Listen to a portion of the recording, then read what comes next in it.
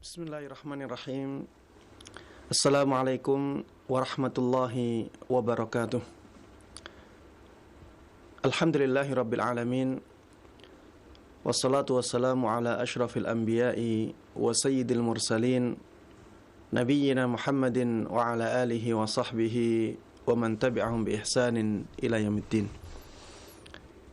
Para pemirsa Roja TV, para pendengar Radio Roja, dan seluruh kaum muslimin dan kaum muslimat dimanapun Anda berada, alhamdulillah, segala puji hanya bagi Allah subhanahu wa ta'ala yang telah memberikan kepada kita kenikmatan-kenikmatannya, telah memberikan kepada kita kemudahan-kemudahannya, sehingga kita sekarang bisa meneruskan kajian ilmiah ini. Dan mudah-mudahan kita semuanya menjadi orang-orang yang pandai mensyukuri nikmat-nikmatnya, sehingga Allah subhanahu wa ta'ala menjaga kenikmatan-kenikmatan ini tetap ada pada kita. Dan semoga Allah subhanahu wa ta'ala memberikan kepada kita tambahan kenikmatan-kenikmatan yang lainnya. Salawat dan salam semoga selalu terlimpahkan kepada Nabi yang sangat kita cintai, Nabi yang sangat kita kagumi, Nabi yang selalu kita junjung tinggi, selalu kita taati, kita percayai, Nabi Agung Muhammad sallallahu alaihi wasallam. Dan mudah-mudahan salawat dan salam tersebut juga terlimpahkan kepada seluruh keluarga beliau, seluruh sahabat beliau, dan seluruh kaum muslimin yang mengikuti beliau dan para sahabatnya dengan baik hingga hari akhir nanti. Ikhwati wa akhwati fillah, a'azzani Allah wa iyyakum. Meneruskan pembahasan yang sebelumnya, yaitu tentang adab dalam qada'ul hajah, adab dalam buang hajat. Kita kemarin sudah sampai pada adab menjauhi tempat-tempat yang biasa didatangi dan digunakan oleh oleh orang banyak, oleh manusia, seperti misalnya jalan umum. Biasanya orang-orang lewat jalan tersebut, maka jangan sampai kita buang air di tempat tersebut. Seperti misalnya tempat berteduh, itu adalah tempat umum. Jangan sampai kita buang air di tempat tersebut. Kita juga kemarin contohkan seperti misalnya sumur yang biasanya orang-orang mengambil air di tempat itu. Jangan sampai kita buang air di sana. Begitu pula misalnya pasar. Manusia ya banyak berkumpul di pasar. Jangan sampai kita buang air di sana, karena ini akan mendatangkan laknat dari banyak orang. Nanti akan banyak doa-doa keburukan yang keluar dari mulut orang-orang yang terkena gangguannya. Makanya jangan sampai kita buang hajat atau buang air di tempat-tempat yang demikian. Termasuk di antara adab yang berikutnya adalah hindarilah buang air di tempat kita mandi apabila airnya tidak berjalan, apabila tidak ada pembuangan air, ya. Jadi kalau kita mandi dan tempatnya biasanya air menggenang di tempat tersebut, jangan sampai kita kencing di tempat itu. Jangan sampai kita kencing di tempat itu. Kenapa demikian? Karena nantinya akan menimbulkan was-was, sebagaimana disebutkan oleh sebagian ulama. Nantinya akan menimbulkan was-was. Was-wasnya bagaimana? Karena ketika kita kencing di tempat tersebut, nantinya kita akan khawatir najisnya tersebut terciprat kemana-mana. Mungkin saja kita akan was-was baju yang kita taruh di gantungan di samping atau di dekat situ terciprat air yang terkena najis dari air seni kita. Maka hindarilah kencing di tempat mandi yang air tidak bisa berjalan dengan baik. Kalau ada genangan air di bawah kita ketika mandi, ya karena air mandi yang kita gunakan, maka jangan sampai kita kencing di tempat tersebut. Karena Rasulullah sallallahu alaihi wasallam dahulu melarang hal ini, sebagaimana disebutkan dalam sebuah hadis yang sahih diriwayatkan oleh Imam An-Nasa'i dan Imam Abu Dawud. Nahan Nabiyyu sallallahu alaihi wasallam ayyabula ar-rajulu fi mughtasalihi, bahwa Nabi Muhammad sallallahu alaihi wasallam telah melarang kencingnya seseorang di tempat mandinya. Para ulama mengatakan maksud hadis ini atau kasusnya hadis ini adalah tempat mandi yang tidak ada tempat berjalannya air. Jadi kalau kita mandi di tempat tersebut, airnya menggenang di bawah kita,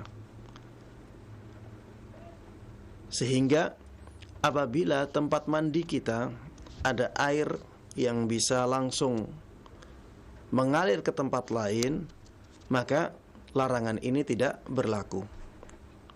Larangan ini tidak berlaku pada tempat-tempat mandi yang airnya langsung pergi ke tempat lain, misalnya ke tempat pembuangan atau langsung pergi ke selokan misalnya. Maka larangan ini tidak berlaku. Larangan ini tempatnya adalah ketika seseorang mandi di suatu tempat yang airnya biasanya menggenang di bawahnya dan tidak langsung pergi. Karena hal tersebut akan mendatangkan najis, begitu pula hal tersebut akan mendatangkan was-was bagi orang yang mandi di tempat itu. Adab yang berikutnya adalah tidak buang air kecil di tempat yang airnya berhenti, airnya tidak mengalir, seperti misalnya di kolam, ya, seperti misalnya di danau.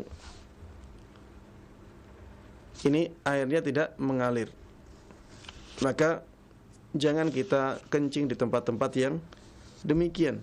Ini termasuk di antara adab yang diajarkan oleh Nabi kita Muhammad sallallahu alaihi wasallam. Sahabat Jabir radhiyallahu anhu pernah mengatakan bahwa Rasulullah sallallahu alaihi wasallam naha ayyubala fil ma'ir raqid, bahwa Rasulullah sallallahu alaihi wasallam melarang kencing di tempat yang airnya berhenti, di tempat yang airnya berhenti, tidak mengalir ke tempat lain. Memang kalau airnya banyak, ya, maka air kencing kita mungkin tidak mempengaruhi kesucian air di tempat tersebut. Tapi tetap saja itu sesuatu yang sangat tidak baik.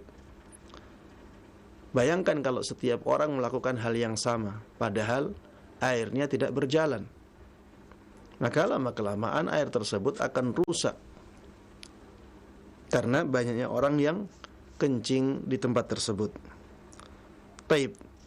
Yang berikutnya termasuk di antara adab ketika buang hajat adalah memilih tempat yang tanahnya lembek, bukan tanah yang keras. Ini ketika seseorang buang air kecil, agar air seni yang jatuh ya, tidak muncrat ke tempat lain, maka dianjurkan memilih tempat yang tanahnya lembek.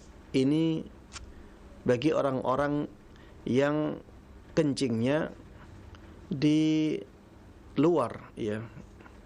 Misalnya ketika kita pergi ke hutan atau pergi ke tanah lapang yang tidak ada toilet di sana, maka berusahalah cari tempat yang tanahnya lembek atau tanah berpasir ya, sehingga air seni kita langsung diserap oleh tanah.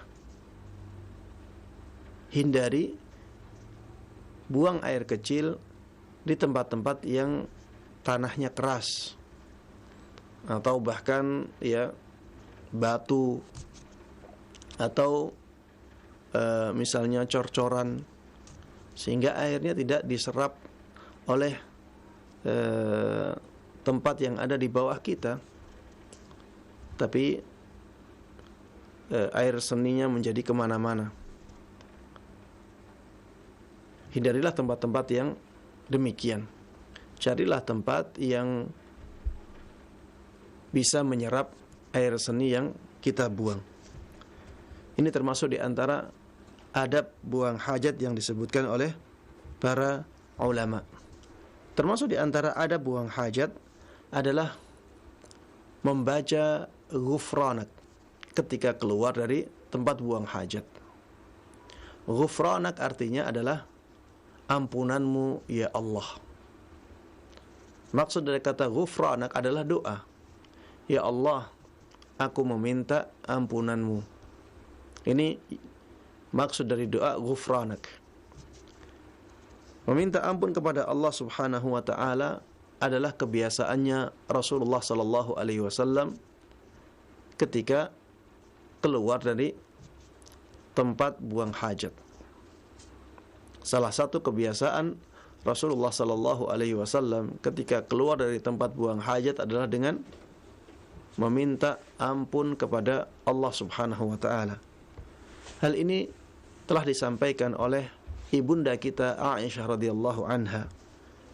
Beliau mengatakan, "Anna Nabiyya sallallahu alaihi wasallam kana idza kharaja minal khala' qala ghufranak."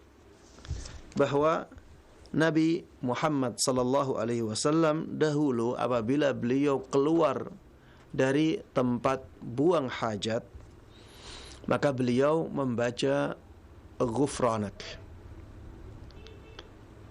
Ada sebagian ulama yang mengatakan tentang hikmah bacaan ghufranak ini. Kenapa sih kalau kita keluar dari tempat buang hajat kita dianjurkan untuk meminta ampun kepada Allah Subhanahu wa taala? Sebagian ulama mengatakan di antara hikmahnya adalah karena ketika buang hajat kita tidak dibolehkan untuk berzikir, sehingga ada waktu yang lumayan lama yang tidak kita gunakan untuk berzikir kepada Allah Subhanahu wa taala, sehingga kita sangat pantas untuk meminta ampun kepada Allah Subhanahu wa taala karena tidak menggunakan waktu yang kita gunakan untuk buang hajat, untuk berzikir kepada Allah Subhanahu wa taala. Ini di antara hikmah yang disebutkan oleh para ulama. Dari sini ya kita bisa mengambil pelajaran yang sangat berharga, yaitu bahwa sudah seharusnya kita itu membasahi terus lisan kita dengan zikir kepada Allah Subhanahu wa taala. Karena ternyata Rasulullah sallallahu alaihi wasallam meminta ampun kepada Allah Subhanahu wa taala karena tidak menggunakan waktunya ketika buang hajat untuk berzikir kepada Allah Subhanahu wa taala. Kalau hikmah yang disebutkan oleh para ulama ini benar adanya, maka ini menunjukkan bahwa dahulu Rasulullah sallallahu alaihi wasallam selalu membasahi lisannya dengan berzikir kepada Allah Subhanahu wa taala. Maka apabila kita berada di waktu-waktu di mana lisan kita tidak kita gunakan untuk melakukan suatu apapun, maka sibukkanlah lisan kita dengan berzikir kepada Allah Subhanahu wa taala. Terutama zikir-zikir yang sangat tinggi keutamaannya. Seperti misalnya zikir la ilaha illallah, ya, yang dikatakan oleh Rasulullah sallallahu alaihi wasallam, afdaludz dzikri la ilaha illallah. Zikir yang paling afdal adalah la ilaha illallah. Afdalu ma qultu ana wan nabiyyuna min qabli la ilaha illallah wahdahu la syarikalah lahul mulku wa lahul hamdu wa huwa ala kulli syai'in qadir. Kemudian al-kalimatut thayyibah subhanallah walhamdulillah wa la ilaha illallah wallahu akbar, bisa kita tambahi dengan zikir wala haula wala quwwata illa billahil aliyyil azim. Kemudian misalnya istighfar, tuba liman wajada fi sahifatihi istighfaran katsira. Sangat beruntung orang yang mendapatkan di dalam buku catatannya istighfar yang banyak. Marilah kita berusaha untuk selalu membasahi lisan kita dengan zikir kepada Allah Subhanahu wa taala sebagaimana diwasiatkan oleh Nabi kita Muhammad sallallahu alaihi wasallam kepada orang yang datang kepada beliau ketika meminta nasihat, ketika sudah merasa bingung melihat syariat Islam yang sangat banyak. Maka Rasulullah sallallahu alaihi wasallam memberikan dia satu wasiat yang mengumpulkan banyak makna. Beliau mengatakan la yazalu lisanuka ratban min dzikrillah azza wajal. Selalu basahi lisanmu dengan berzikir kepada Allah azza wajal. Baik. Para pemirsa Roja TV dan para pendengar Radio Roja dan seluruh kaum muslimin dan kaum muslimat yang mendengarkan kajian ini. Pembahasan yang berikutnya adalah pembahasan tentang kencing dalam keadaan berdiri. Kita tahu ya, sekarang di zaman kita ini di tempat-tempat umum banyak tempat-tempat yang hanya menyediakan tempat kencing dalam keadaan berdiri. Apakah hukum kencing dalam keadaan berdiri ini? Maka kita katakan ya, dari awal kita bisa mengatakan bahwa kencing dalam keadaan duduk jelas lebih afdal daripada kencing dalam keadaan berdiri. Makanya tidak ada khilaf dari kalangan para ulama tentang kencing dalam keadaan duduk. Yang menjadi masalah adalah kencing dalam keadaan berdiri. Para ulama ada yang memakruhkannya, ada yang membolehkannya, ada yang mengatakan bahwa ketika di saat-saat sangat dibutuhkan maka dibolehkan untuk kencing dalam keadaan berdiri. Ketika tidak, maka makruh kencing dalam keadaan berdiri. Ada yang membedakan tempatnya. Kalau tempatnya itu langsung menyerap air seninya, maka tidak masalah. Tapi kalau kencingnya di tempat yang keras sehingga dengan kencing di situ akan terciprat kemana-mana air seninya, maka di sini hukumnya makruh. Taib. Oleh karenanya, ya, karena ketika kencing dalam keadaan duduk tidak ada khilaf dan ada khilaf di kencing dalam keadaan berdiri, maka selama kita masih bisa memilih tempat yang menyediakan tempat kencing dalam keadaan duduk, maka pilihlah kencing dalam keadaan duduk. Maka pilihlah kencing dalam keadaan duduk karena itulah yang paling afdal. Wallahu ta'ala a'lam. Adapun hukum kencing dalam keadaan berdiri, ya, maka kalau tidak ada hajat untuk itu dan tidak khawatir terciprat kemana-mana, maka kita katakan seperti ini khilaful aula, sebaiknya ditinggalkan. Kalau tidak ada kebutuhan untuk itu, walaupun kencingnya tidak bisa kemana-mana, ya, bisa aman, maka tetap sebaiknya ditinggalkan. Tetap sebaiknya ditinggalkan. Kenapa? Karena kebiasaan Rasulullah sallallahu alaihi wasallam adalah kencing dalam keadaan duduk. Beliau sangat jarang kencing dalam keadaan berdiri. Makanya ibunda kita Aisyah radhiyallahu anha pernah mengatakan, "Man haddatsakum anna an-nabiy sallallahu alaihi wasallam kana yabulu qa'iman fala tusaddiquh." Siapapun yang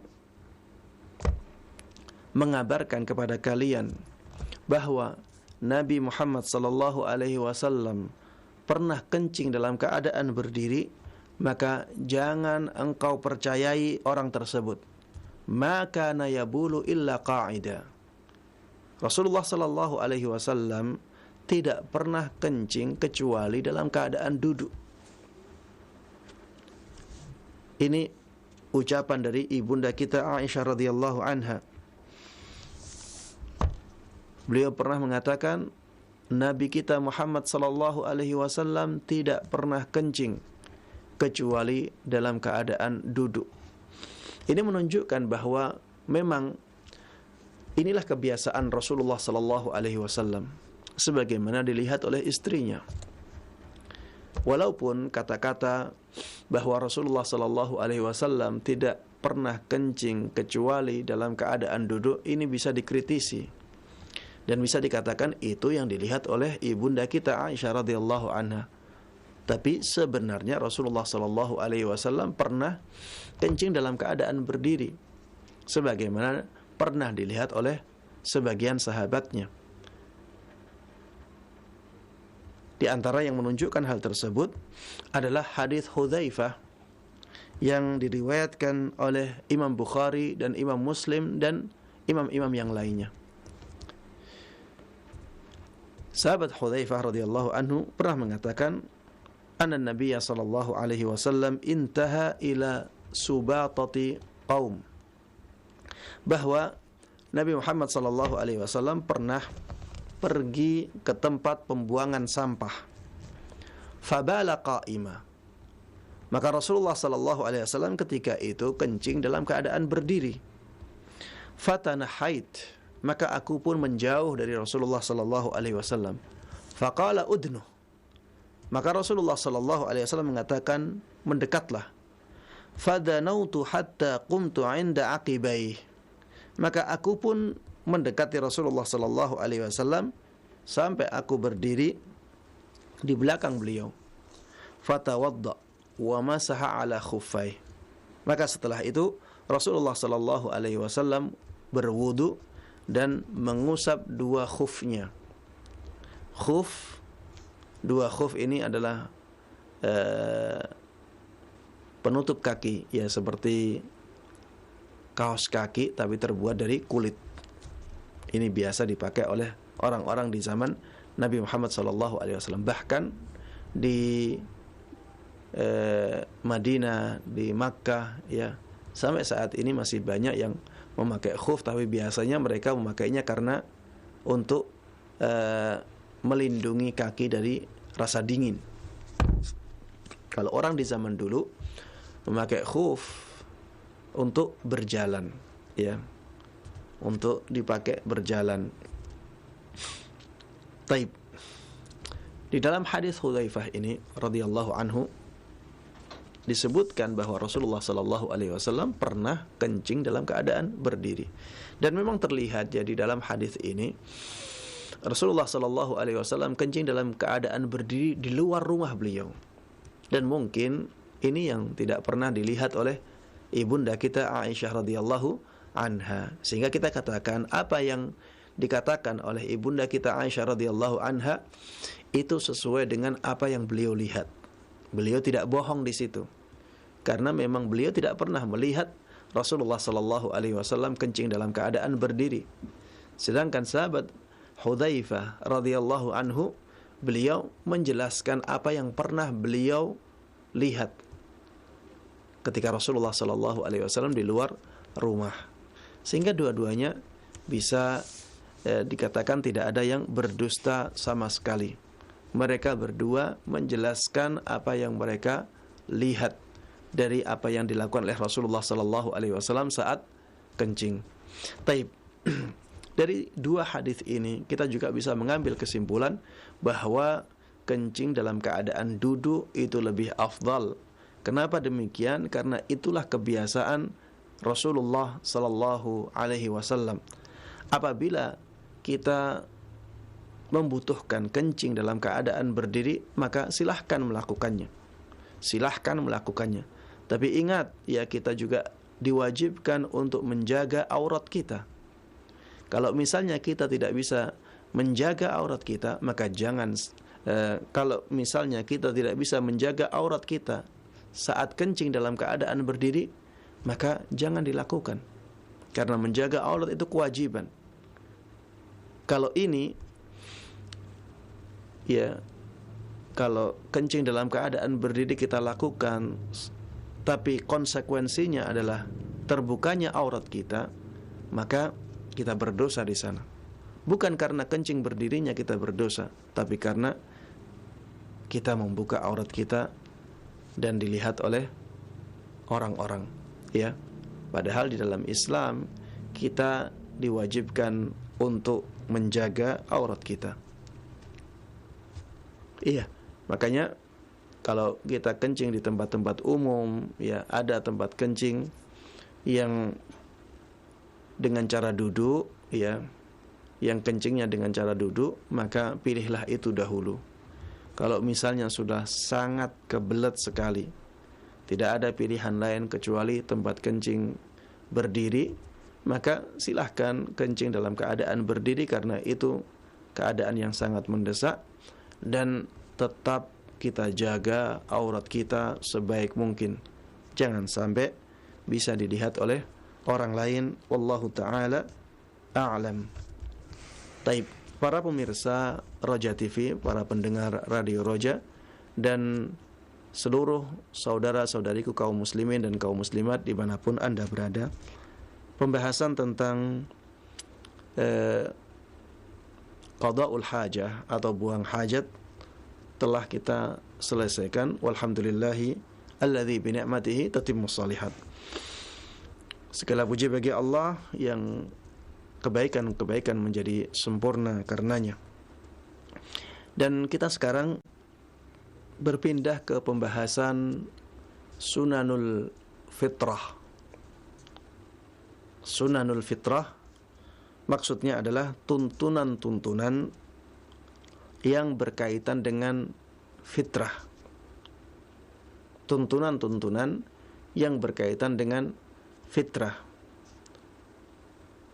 Al-fitrah bisa dimaknai dengan al-khilqah, sebagaimana disebutkan oleh para ulama ketika menamai zakat fitri dengan zakatul fitrah. Mereka mengatakan yang dimaksud dengan al-fitrah adalah jasad. Maka apabila kita maknai al-fitrah di sini dengan jasad, maka maksud dari sunanul fitrah adalah tuntunan-tuntunan yang berkaitan dengan badan manusia. Tuntunan-tuntunan di dalam Islam yang berkaitan dengan badan manusia. Taib. Ada yang memaknai al-fitrah dengan fitrah yang lurus. Ada yang memaknai sunanul fitrah di sini adalah fitrah yang lurus. Sehingga makna sunanul fitrah di sini adalah tuntunan-tuntunan yang sesuai dengan keadaan fitrah manusia yang lurus. Fitrah manusia yang lurus akan melakukan tuntunan-tuntunan ini. walaupun agama tidak menganjurkannya. Walaupun ketika agama tidak menganjurkannya, fitrah manusia sudah mendorong manusia untuk melakukan tuntunan-tuntunan ini. Ini kalau kita katakan yang dimaksud dengan fitrah di sini adalah fitrah manusia yang masih lurus. Apakah dua-duanya bisa dibenarkan? Kita katakan bisa. Dua-duanya bisa dibenarkan dan tidak bertentangan sama sekali. Karena memang sunanul fitrah ini adalah tuntunan-tuntunan yang berkaitan dengan jasad manusia, dan semua tuntunan ini memang diinginkan oleh fitrah manusia yang masih lurus. Sangat sesuai dengan fitrah manusia yang masih lurus. Sehingga dua makna ini bisa dibenarkan, semuanya bisa kita pakai, semuanya wallahu ta'ala a'lam. Sunanul fitrah ini, ya, kalau kita melihat hadis-hadisnya dan kita gabungkan, maka jumlahnya ada 11. Jumlahnya ada 11. Hadis yang pertama yang menunjukkan sunanul fitrah adalah hadis yang diriwayatkan oleh sahabat Abu Hurairah radhiyallahu anhu, bahwa Rasulullah sallallahu alaihi wasallam pernah menyabdakan, al-fitratu khamsun. Al-fitratu khamsun. Fitrah itu ada 5. Yang dimaksud dengan fitrah di sini adalah tuntunan-tuntunan yang berkaitan dengan jasad manusia, atau tuntunan-tuntunan yang sesuai dengan fitrah manusia yang masih lurus. Itu ada 5 kata Rasulullah sallallahu alaihi wasallam. Baik. Yang pertama apa? Al-khitan.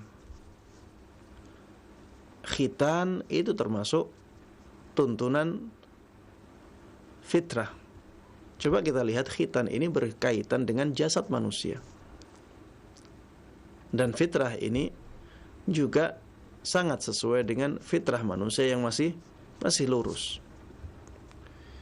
Wal istihdad. Yang kedua adalah istihdad. Istihdad itu mencukur, mohon maaf ya, bulu yang ada di sekitar kemaluan. Mencukur bulu yang ada di sekitar kemaluan. Wa qassus syarib. Yang kedua, mencukur bulu yang ada di sekitar kemaluan, ini juga berkaitan dengan jasad manusia. Wa qassus syarib. Yang ketiga adalah mencukur kumis. Ya, kumis ini juga berkaitan dengan jasad manusia. Wa taqlimul adhafir. Dan memotong kuku. Memotong kuku ya. Tuntunan ini juga berkaitan dengan jasad manusia. Wa natful abad. Yang kelima adalah mencabut bulu ketiak. Yang kelima, mencabut bulu ketiak. Coba kita perhatikan ya.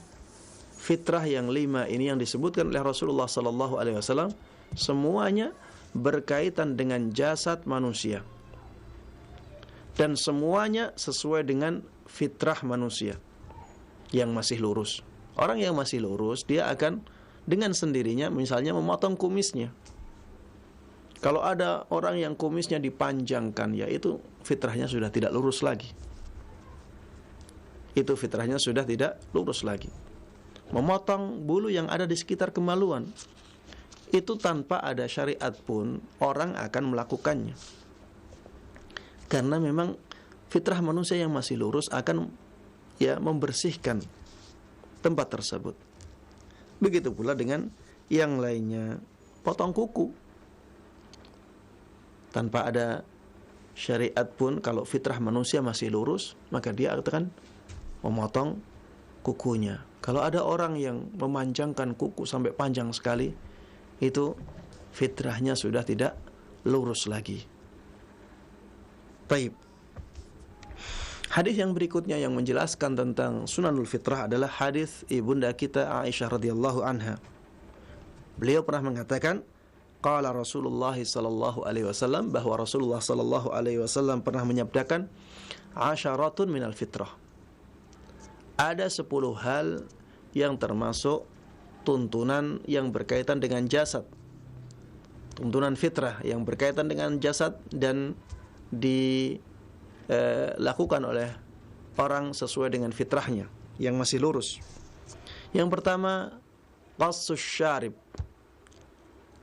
memotong kumis. Kumis ini sunnahnya dipotong, bukan dikerik.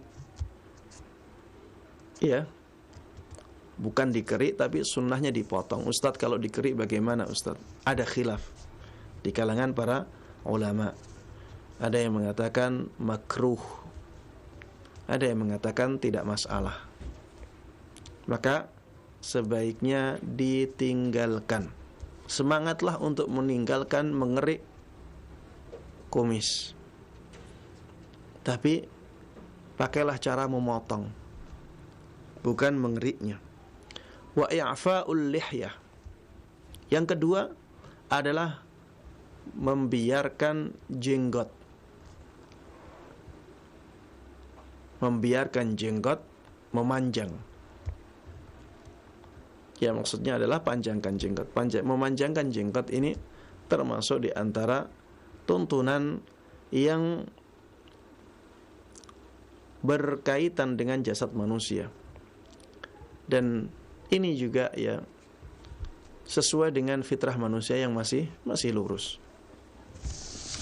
Makanya dari sejak zaman dulu ya, jenggot ini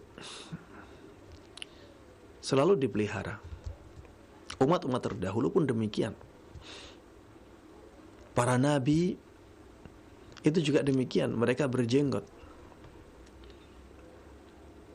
Coba lihat Nabi Harun ya, ketika Nabi Musa marah ya.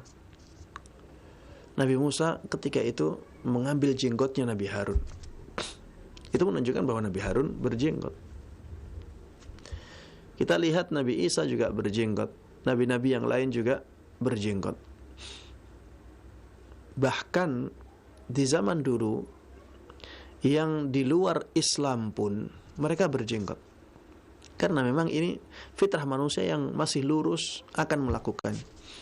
Adapun orang-orang yang sekarang banyak bahkan menghilangkan jenggotnya sama sekali, maka orang-orang tersebut adalah orang-orang yang sudah terpengaruh dengan pengaruh-pengaruh dari luar, sehingga fitrahnya sudah tidak lurus lagi dalam masalah jenggot ini. Kalau fitrahnya masih lurus, maka seseorang akan senang untuk memelihara jenggotnya. Kemudian tuntunan yang ketiga yang berkaitan dengan jasad manusia dan sesuai dengan fitrah manusia yang masih lurus adalah as-siwak. Memakai siwak. Siwak ini bisa dengan kayu ya. Dengan kayu siwak, bisa juga dengan alat-alat yang lainnya yang bisa membersihkan mulut. Intinya siwak tujuannya adalah untuk membersihkan mulut. Dan ini termasuk tuntunan yang berkaitan dengan jasad kita. Dan ini juga sesuai dengan fitrah manusia yang masih lurus. Fitrah manusia yang masih lurus akan menjaga kebersihan mulutnya. Maka Islam juga mengajarkan yang demikian. Taib. Yang keempat, istinsyaqul ma'. Istinsyaqul ma' adalah membersihkan hidung dengan air. Istinsyaq itu sebenarnya arti bahasanya adalah menyedot air melalui hidung. Tentunya kemudian dikeluarkan ya untuk membersihkan hidung dari kotoran-kotorannya. Dan ini juga berkaitan dengan jasad manusia. Ini juga sesuai dengan fitrah manusia yang masih lurus. Karena manusia yang masih lurus fitrahnya, dia ingin hidungnya juga bersih.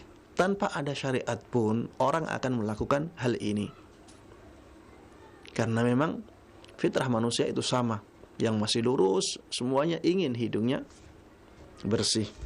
Baik. Yang kelima, waqassul adzafir. Waqassul adzafir, memotong kuku. Baik.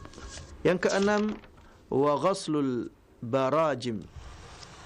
Ghaslul barajim ini ya membersihkan lekuk-lekuk tubuh. Ya, patahan-patahan tubuh ini kalau orang di zaman dulu ya mereka bekerja di luar rumah ya, terutama bekerja di ladang ya, biasanya ada kotoran-kotoran di lekuk-lekuk tubuhnya.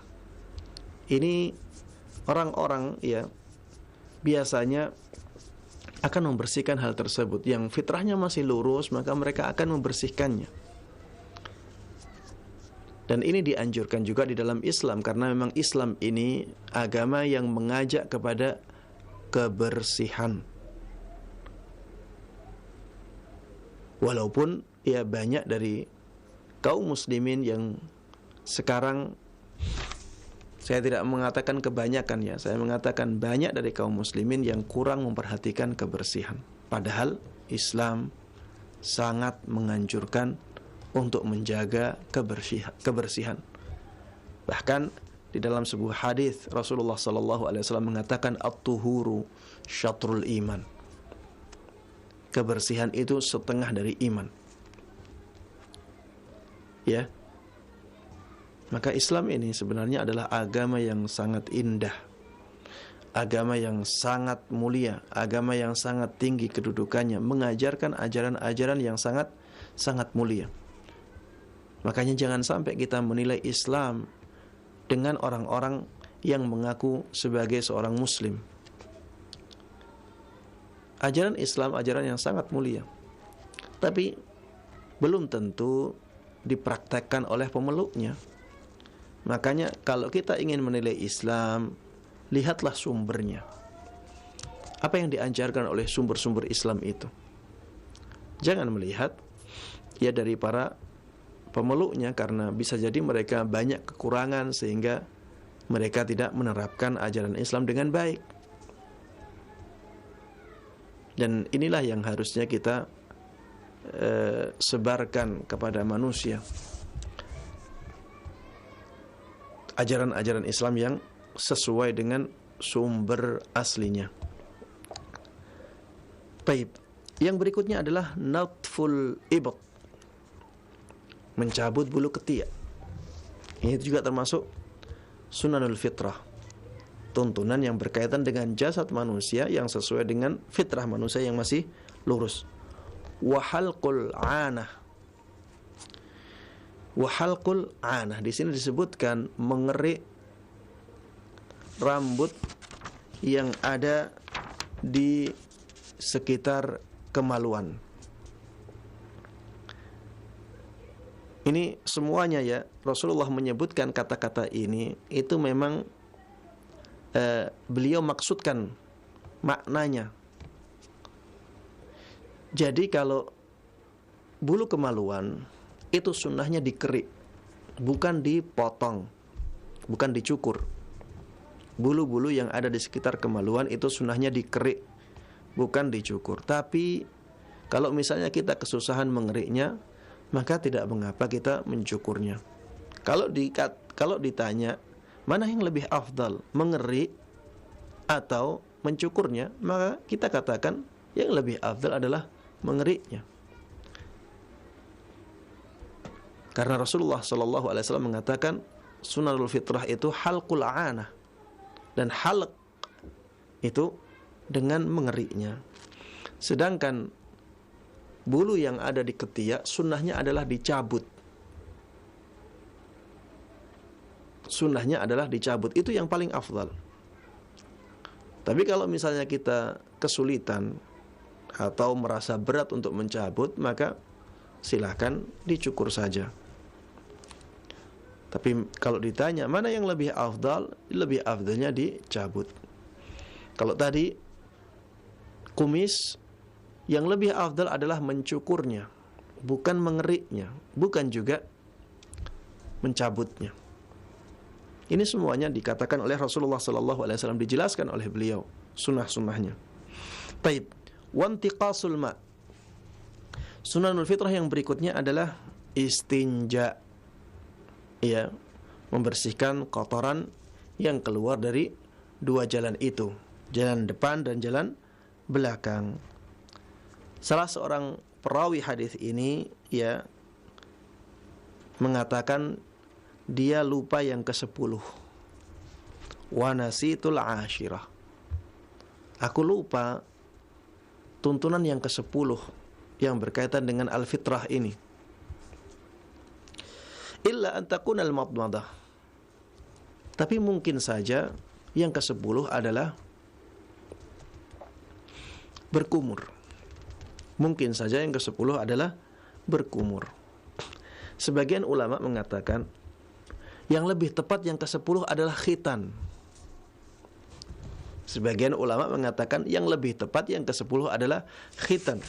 Karena khitan ini disebutkan di hadis yang pertama tadi, yaitu hadis Abu Hurairah radhiyallahu taala anhu. Sedangkan di hadis Aisyah radhiyallahu anha di sini tidak disebutkan. Dan perawinya lupa yang ke-10 itu apa. Kemudian beliau menyebutkan, perawi ini menyebutkan mungkin yang ke-10 adalah berkumur. Makanya sebagian ulama ya mengatakan yang lebih tepat yang ke-10 adalah khitan, sebagaimana disebutkan oleh hadis Aisyah, hadis Abu Hurairah radhiyallahu taala anhu. Taib. Kalau kita ambil perkataan perawi ini, yang ke-10 adalah berkumur, maka kita katakan kalau kita gabung dua hadis ini ada 11 tuntunan-tuntunan yang disebut oleh Rasulullah sallallahu alaihi wasallam sebagai tuntunan yang berkaitan dengan al-fitrah, berkaitan dengan jasad manusia, atau tuntunan-tuntunan yang sesuai dengan fitrah manusia yang masih lurus. Saya ulangi ya. Yang pertama khitan, yang kedua istinja, yang ketiga siwak, yang keempat potong kuku, yang kelima mencukur kumis, yang keenam memanjangkan jenggot, yang ketujuh mengerik bulu yang ada di sekitar kemaluan. Taib. Yang kedelapan mencabut bulu ketiak. Yang kesembilan membersihkan atau membasuh tempat-tempat patahan tubuh yang biasanya terkumpul kotoran-kotoran padanya. Yang ke-10 berkumur, dan yang ke-11 adalah memasukkan air ke hidung untuk membersihkannya. Ya. Para jemaah sekalian yang semoga dimuliakan dan dirahmati oleh Allah Subhanahu wa taala, inilah 11 sunan atau tuntunan-tuntunan yang berkaitan dengan al-fitrah, berkaitan dengan jasad manusia dan disukai oleh fitrah manusia yang masih lurus.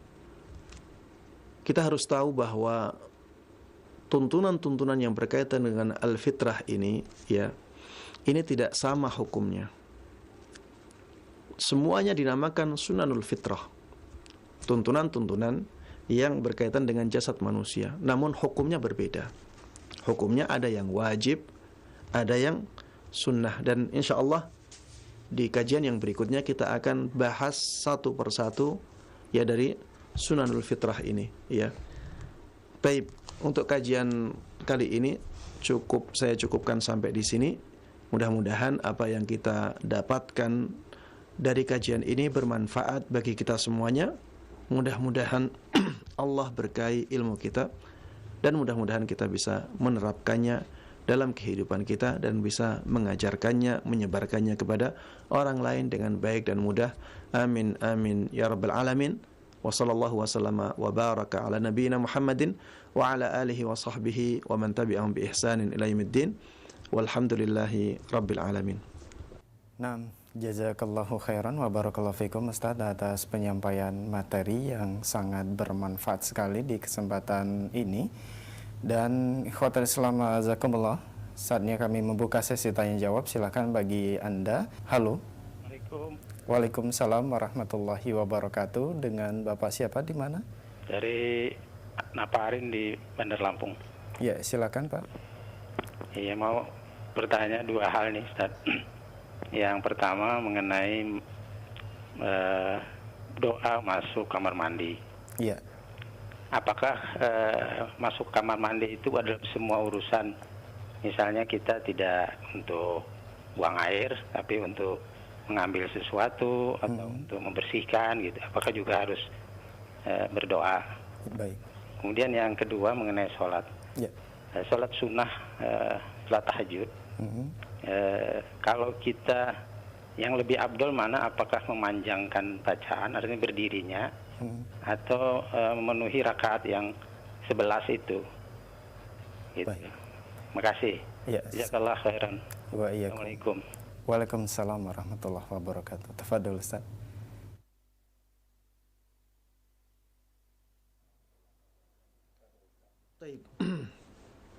Yang pertama, apakah membaca doa untuk masuk toilet atau tempat buang hajat itu khusus untuk ketika ingin buang hajat saja ataukah umum?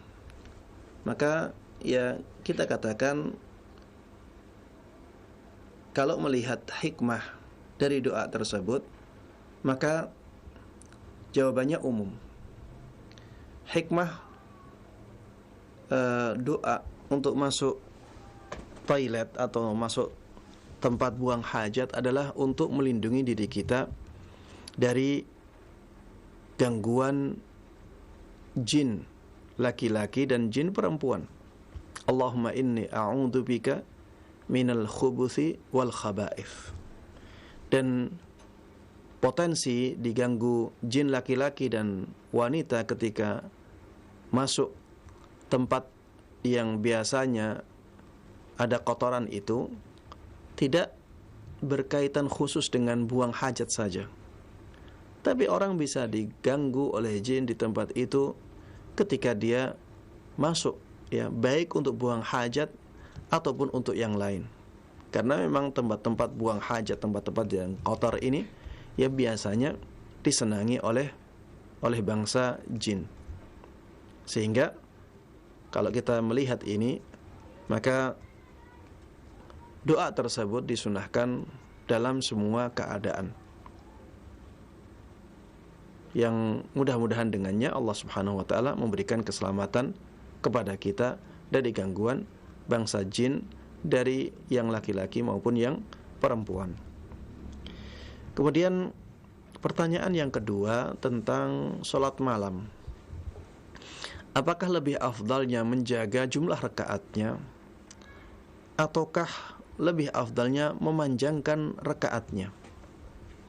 Maka jawabannya adalah apabila kita mampu menjaga rakaatnya dengan baik, ya maksudnya tidak menghilangkan tomakninahnya, maka kalau kita bisa menjaga rakaatnya dan setiap hari bisa seperti itu, maka itulah yang paling afdal. Itulah yang paling afdal, menjaga jumlah rakaatnya. Kalau bisa misalnya 11 rakaat terus, maka lakukan itu. Tapi kalau tidak bisa, sesekali 11 rakaat, sesekali hanya ada waktu misalnya 10 menit, ya tidak mungkin melakukan 11 rakaat dalam 10 menit dan masih terjaga kekhusyuannya, masih terjaga tomakninahnya, ini sangat sulit ya. Kalau misalnya keadaannya demikian, maka lebih baik kita memanjangkan berdirinya, ya, jaga kekhusyuannya dan sholat semampunya berapa dapatnya. Kalau misalnya jaraknya atau waktunya setengah jam, ya, maka menjaga rakaat lebih baik. Jumlah rakaat 11 rakaat, karena itulah yang dulu selalu dilakukan oleh Rasulullah sallallahu alaihi wasallam. Beliau tidak pernah menambah jumlah rakaat salat malamnya melebihi 11 rakaat, ya. Sebagaimana disebutkan oleh ibunda kita Aisyah radhiyallahu anha dalam hadis yang sahih, wallahu taala a'lam. Ya, maka kita rutinkan apa yang kita mampu. Kalau kita mampu untuk terus menjaga 11 rakaat, maka itu yang paling afdal. Tapi kalau dalam keadaan-keadaan tertentu, ya, misalnya kita tidak mampu melakukannya 11 rakaat, maka lakukan semampunya. Pada keadaan-keadaan tertentu kita telat bangunnya, ya, hanya tersisa waktu 5 menit, hanya tersisa waktu misalnya 10 menit, ini akan susah untuk menjaga kekhusyuan kalau kita tetap mengejar jumlah rakaatnya. Kalau keadaannya demikian, maka lakukan yang kita mampu dengan menjaga kekhusyuan kita walaupun kita tidak mendapatkan jumlah rakaatnya. Demikian, wallahu taala a'lam, dan mohon maaf atas keterbatasan waktunya.